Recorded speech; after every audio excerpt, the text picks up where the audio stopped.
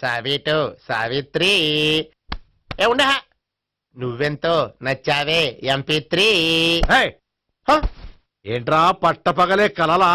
అవును, చాలా భయంకరమైన కళ. ఏంటో వద్దులే చెప్తే నువ్వు కొడతావు. సర్లే, ఈ మ్యాప్ ఏంటి? గుళ్ళో జరిగిందంతా గీసేను. గీసేటంతటది ఏం జరిగిందో?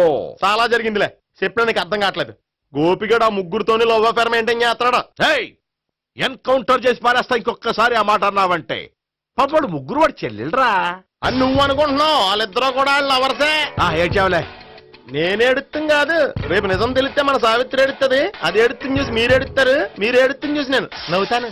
అమ్మా, ఎందుకు కొట్టా? నేను నవ్వుతానన్నా కాదు, మేమేడుస్తాం అన్నావని. నా మాట వినకపోతే రేపు జరిగేది అదే.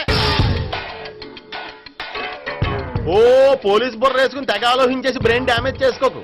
ముందా గోపిగాడికి మన సావిత్రితో ఎంగేజ్మెంట్ ఫిక్స్ అయ్యి అప్పుడు తేలుతుంది అసలు కదా ఏంటో. ఓకే, అయితే వెంటనే వెళ్ళి అక్క బావతో పెళ్లి విషయం మాట్లాడదాం. ముందు అక్కడ పేల్చి ఆ తర్వాత అక్కడ తేలుద్దామా? అంతేనంటావా? మరి అంతే కదా. అయితే పద పద పద.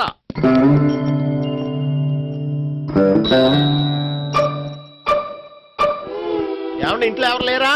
నేను తప్పెవరు లేరు. నువ్వు ఉన్నావు కదా సార్లే.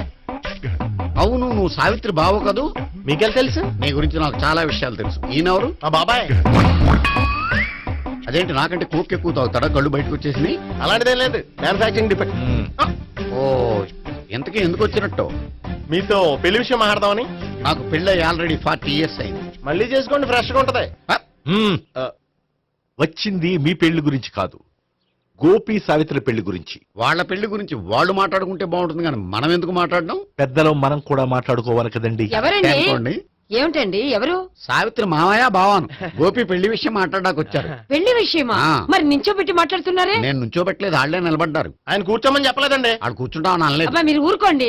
మేము కూర్చుంటాం. అయితే వెళ్ళి కూర్చో. రండి, కూర్చోండి. ఇప్పుడు చెప్పండి.